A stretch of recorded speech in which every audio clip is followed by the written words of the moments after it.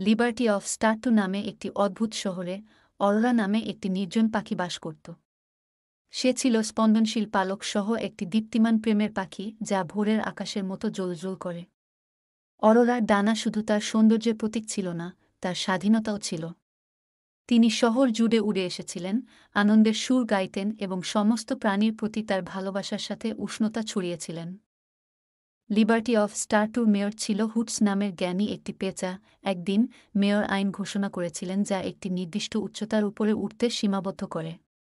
এই নিয়মটি অরোরার স্বাধীনতাকে বাধা দেয়, তার ফ্লাইট এবং গান সীমিত করে। শহরের বাসিন্দারা তার সুরে মন্ত্রমুগ্ধ এবং তার আত্মা দ্বারা ছুঁয়েছিল, দুঃখিত হয়েছিল। অরোরা প্রতিবাদ করেনি, পরিবর্তে তিনি উদারতার সাথে মেয়র হুটসের সাথে দেখা করেছিলেন। তিনি তার কাছে ফ্ল্যাটার করে একতা ও বোঝাপড়ার গান গেয়েছিলেন। তার সুরেলা কণ্ঠ শহরের লোকদের আবেগ বহন করে, মেয়রকে স্বাধীনতা এবং ভালোবাসার গুরুত্বের কথা মনে করিয়ে দেয়, তার করুণা এবং প্রজ্ঞা দ্বারা প্রভাবিত হয়। মেয়র হুটস উচ্চতার সীমাবদ্ধতা প্রত্যাহার করেছেন। শহর আনন্দিত হয়েছিল এবং অরোরার প্রাণবন্ত সুরগুলি আরও একবার অবাধে প্রতিধ্বনিত হয়েছিল। লিবার্টি অফ স্টার্টুর এই গল্পের নৈতিকতা আমাদের শেখায় যে প্রেম এবং দয়া এমনকি কঠোরতম নিয়ম পরিবর্তন করার ক্ষমতা রাখে।